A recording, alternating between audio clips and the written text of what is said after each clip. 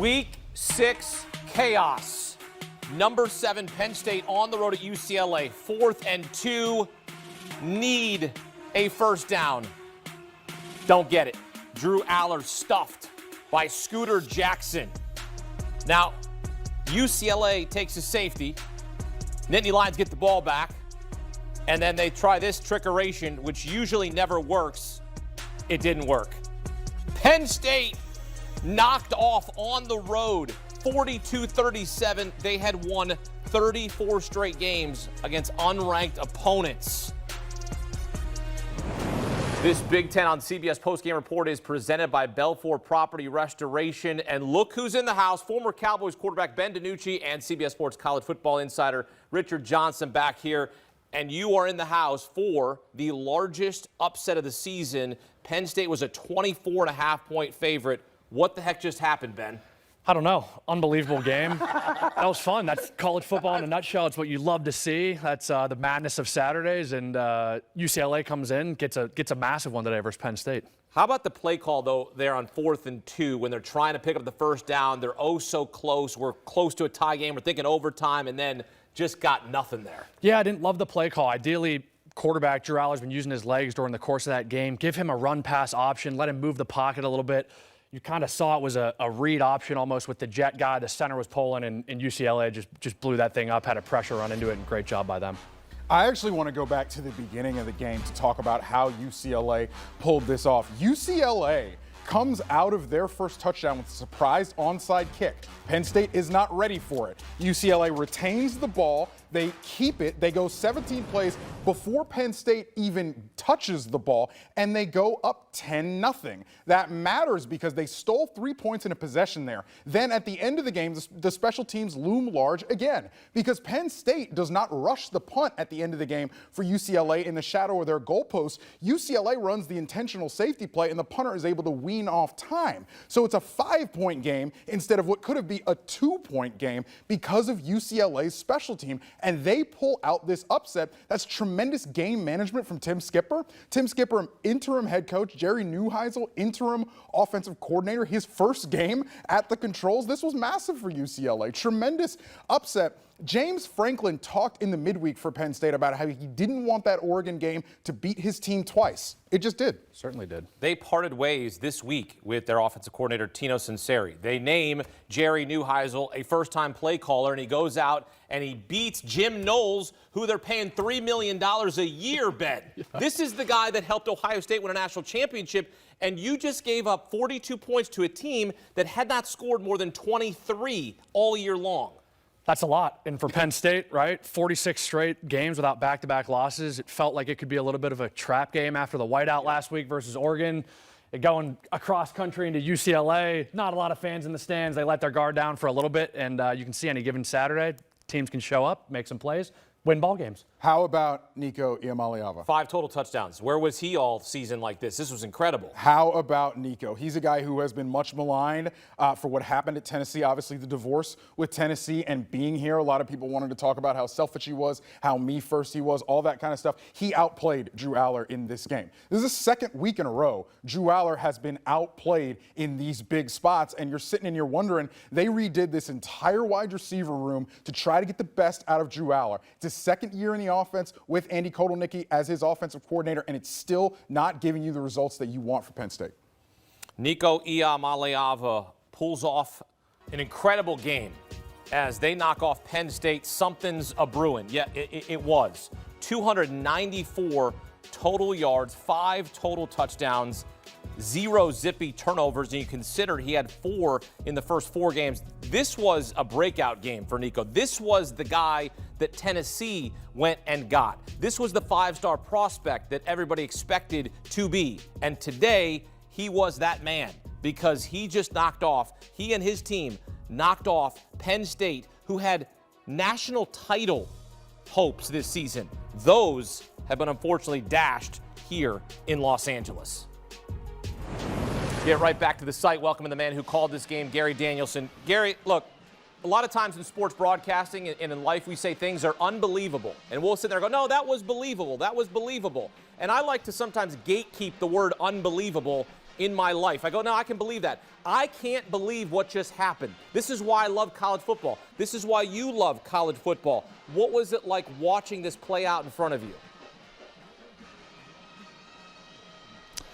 You know, so for a guy who's done this, 36 years doing this, you think about those comebacks and teams that shouldn't win and how they end up winning a football game. But in this one in particular, I thought with Penn State coming off the tough loss to Oregon, the way they came back, the way UCLA was going through with new coaches, new play callers, the crowd really, nobody's showing up. Nobody really believes in the football team. It was just really, as you said, unbelievable. So from the very first part of this football game, I think what you saw was a kid who was maligned for making tough decisions. Let's be clear here. College football is changing. A lot is happening, and these young players are making tough decisions on how to manage their career. So did he make a mistake? I don't know. Everybody thinks he did, but in his mind, he was trying to do what was best for his career. Then he comes here and loses 4 straight games, never have the lead. But when we talked to him, and I said it throughout the broadcast, the man never said "I" one time when we talked to him. Pretty impressive young man under a lot of stress, under a lot of criticism, and he was like watching Vince Young out there on this Rose Bowl field. What did you see from him against a Jim Knowles-led defense, a defense that was reconstructed? This was the defensive coordinator that helped Ohio State win the national championship. They went out and paid Jim Knowles a lot of money to become a top-tier defense. How was he able to break through? So I don't think it's all the head coach, the defensive coordinator, the offensive coordinator. Yes, everybody's going to get their criticism here. I understand that. But in this game, what I saw on tape from UCLA when I really studied them is Nico was getting beat up. No running backs were gaining any yards. They were having to run calls for him to run throughout the game, and he just got wore down in these games. There wasn't enough help in this game. Every phase, right at the beginning of the game, they were able to run the ball between the tackles at this defense. It just looked like the Penn State defense that we saw and thinking they would be so dominating. They just weren't. It did look like they had heavy legs. Call it the travel. I don't know. Call it anything you want. But it looked like the UCLA team had more plays, more quickness early in this football game and took the early pressure off of Nico, and then he did it with his arm. He threw some beautiful throws in this game, read the coverage perfectly. Both quarterbacks were completing passes, but Nico was the better quarterback. A lot of people are going to write off Penn State after this loss. They say season's over, they're done. I would say pump the brakes. They still have Ohio State on the schedule. They still have Indiana on the schedule. A 2-loss team can still get into the playoff, and we'll talk about that down the stretch, Gary. But I want to give praise to Jerry Neuheisel. I mean, a first-time play caller. The job he did, and shouts to our Rick Neuheisel, because you watch your son, the emotions of that. Like, I'm a father, and I'm sitting here and I'm getting chills thinking about that moment for his son, that he's able to go out and do that. What can you say about him to be able to step into this spotlight and be able to execute a play call and a game plan like this? And well, so selfishly, all of us dads out there or grandfathers like I am, as much as I took and loved making plays myself, I more enjoyed my kids, my girls, my grandchildren making the great plays and enjoying how much sports can give into you if you put in the hard work and you win a game like this. It was a great storyline. Jerry was prepared. He stared right at it. His father told him, don't blink, and he did not. It was a great story for college football. Jerry wanted to be a quarterback. His dad wanted to be a pro quarterback. Never quite got that NFL chance, but both of them turned to coaches, and both of them were very good. Rick was a good coach, and now it looks like Jerry's following in the Pop's footsteps. Yeah, shouts to our Rick Neuheisel and the Neuheisel family, because that is going to be a celebration they will never forget. And, Gary, thank you so much for being able to put this in perspective for us, because this is why we love this sport. We always say any given Sunday, any given Saturday. Appreciate you, Gary. Thank you. Great stuff. Able to put some perspective there on this win for UCLA. And here's some more context. We haven't seen something like this in 40 years. A team who entered 0-4 to beat a top 10 team. The last team to do so was UTEP, who knocked off then number 7 BYU. On this day, it's UCLA over number 7 Penn State. The unthinkable happened. The improbable happened in LA. They play at the Rose Bowl. For Penn State, every rose has its thorn. Improbable.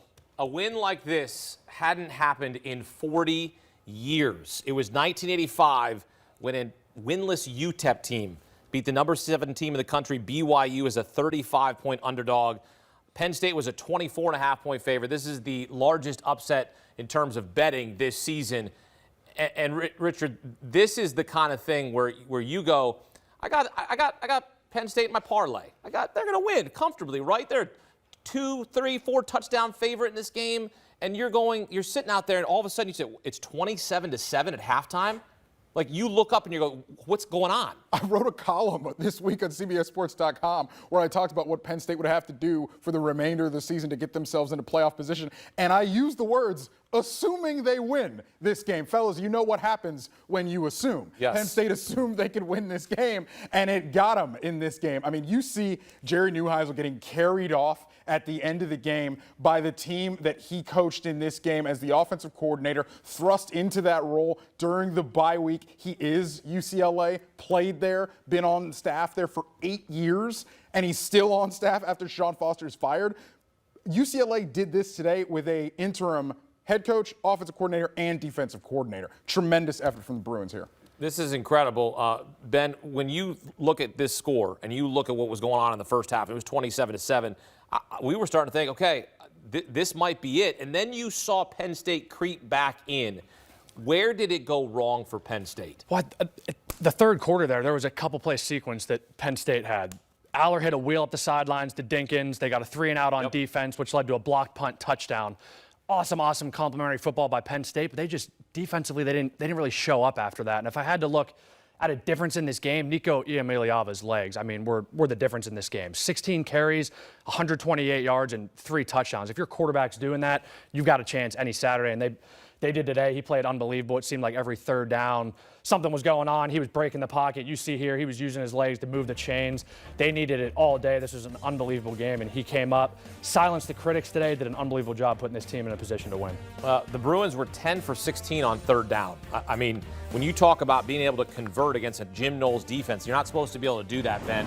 What did you see specifically out of Nico? Because the first 4 games of the season, he was meh. He was like, oh, maybe this didn't work. He goes from Tennessee to UCLA. We saw it all play out with NIL, and you're going, okay, and they're all the jokes, and now he makes this statement. I mean, this isn't just, hey, we won. This was, I had nearly 300 total yards of offense and 5 touchdowns with no turnovers kind of game. Yep, for him, you hope this is the start of some consistency, right? This is exactly the reason they brought him here in the offseason. I thought he did a really good job playing inside of himself today. He was 17 of 24, 166 yards and 2 touchdowns through the air. Biggest part as a quarterback, if you're going to win a game like this at UCLA, 0 turnovers. He did a really good job protecting the rock. This offense was efficient on third downs. They were able to score points in the red zone, and that's how upsets are made. This is one of the best defenses in college football he went up against. Now, I understand Tony Rojas is out for a significant time, and you're playing Dom DeLuca at inside linebacker. Okay. But this Penn State's defense was the thing that let them down in this game. That never happens. That's the thing that even though they haven't been able to get over the hump against AP top 6 teams in forever, the defense has at least been there in all of these games. But today, Ben, they just weren't. They weren't, and sometimes you aren't, and that's the beautiful thing about college football, right. NFL football, any given Saturday, any given Sunday. Shoot, now any Monday, Tuesday, Wednesday, Thursday, Friday. So, yeah, fun one tonight. Hopefully we get some more action following. We have a lot of Penn State grads that work for CBS, work for CBS Sports HQ, a lot of smart minds that come out of Penn State. And they're sitting there thinking, okay, our season's over. Let's fire James Franklin. He's got the record where he can't win the big games. We always talk about that. We talk about his buyout, and then he'll win a big game. Today's game is not a big game. Today's you go take care of business because you look ahead at your schedule, and then you get caught.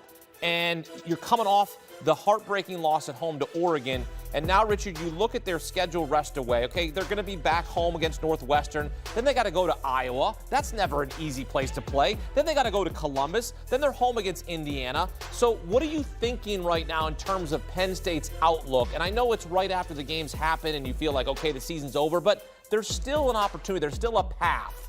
Well, obviously, I'm feeling for our girl Georgia on our production staff. She's not going to be happy about this. And moving forward, you expected October to go swimmingly for Penn State. Yes, I understand Iowa's a trap spot for any Big Ten team, but you expected October to be to go swimmingly, and then November was when it was going to be gut check time, because even though they lost that game to Oregon last week, all of Penn State's goals were in front of them.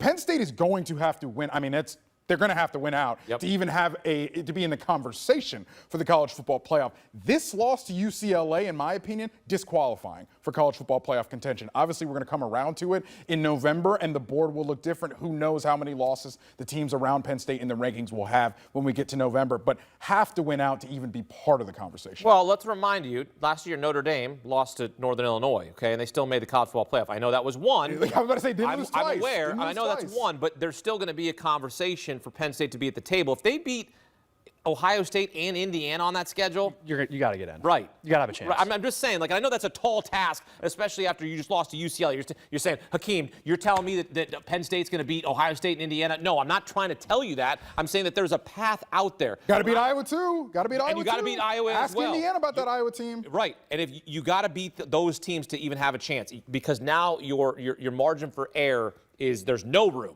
Because if you lose to Ohio State, okay, got it. We're 2 loss. Maybe we knock off Indiana. Now you got to run the table. The biggest thing for Penn State now is they can't do what we're doing now, talking about down the road, Indiana, Ohio State, right? For Penn State, this turns into a 1-game season every single week for them. Every single week, 1-0. Don't look too far ahead. Do what you do. Clearly, if they would have done that today, maybe it would have been a little bit different. A lot of stuff was going on. But for Penn State, the biggest thing for them moving forward, take it 1 week at a time. At the end of the year, look up, and we'll see if we're in a better spot. We will see. It's going to be a tough road ahead for Penn State. Time now for the player of the game presented by Belfort Property Restoration.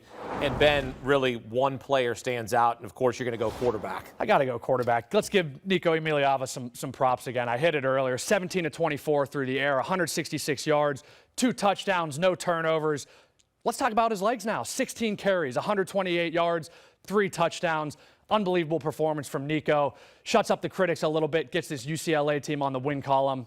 Unbelievable game, unbelievable upset. Richard, what you got? Give me Quasi Gilmer. Gilmer has that 43-yard touchdown catch in the first half. I believe Gary Danielson said on the broadcast that's the longest offensive play for UCLA, at least passing-wise, in 26 games. Shout out to Quasi Gilmer. Shout out to Nico Iamaleava, obviously, and the UCLA pass game. That offense, the plan for this game was incredible. You got to put that one in the College Football Hall of Fame, print it out, frame it in Atlanta, and send it down there. That was tremendous from UCLA today. There's something about playing on this weekend, right? Last year, what was it? Vanderbilt knocking off Alabama. Alabama was number 1 in the country. I know Penn State's not about number 1, but in terms of betting, this is one of these, you get one of these every year type of games. I don't know that we're going to see another one like this. That's how improbable a game like this is, Richard. And I know shouts to your Florida Gators, but that's not the same as this. No, I mean, Florida was, what was it, a 5-point underdog? No, this is 24.5 points. I mean, this is such a failure for Penn State. This is a Penn State team that comes into this season with the expectation that they were going to be like a semifinal team. When we come around to January, they got Drew Aller back. It was another year in the Andy Kotelnicki offense. They redid the entire wide receiver room. You know what they have on defense. The offensive line was supposed to be better, even though they lost a first-round pick. The running back tandem. Everything was set up for this Penn State team to make a serious run, both the Big Ten and the college football playoff. Right now, that's on the rocks. And again, I think this loss is disqualifying for them for those goals. That is going to be not a fun ride home for Penn State. Like, that's going to be miserable. It's going to be awful. Like, that's going to be terrible. Especially coming off the heartbreaking loss to Oregon, that's going to just not going to sit well at all. I don't care what kind of food's on that flight. I don't care what kind of desserts. Put your headphones in. Yeah, I'm putting a hoodie on and I'm just going to go to sleep. because that's unfortunately what UCLA did to Penn State. They put them to sleep in the end as they pull off the biggest upset of the season. Nico Iamaleava. People are joking about Nico Iamaleava 0-4. I mean, that's what the joke was coming in. And now he's like, hey, I just knocked off the number 7 team in the country. Why'd I do that? I had 2 passing touchdowns, 3 rushing touchdowns, over 100 yards rushing against the top 10 team. Since 2000, he's just the 4th quarterback to do that. Haynes King last season, Jaden Daniels. I mean, like, this is pretty impressive for Nico to now stamp himself at UCLA with a signature game for the Bruins, knocking off Penn State.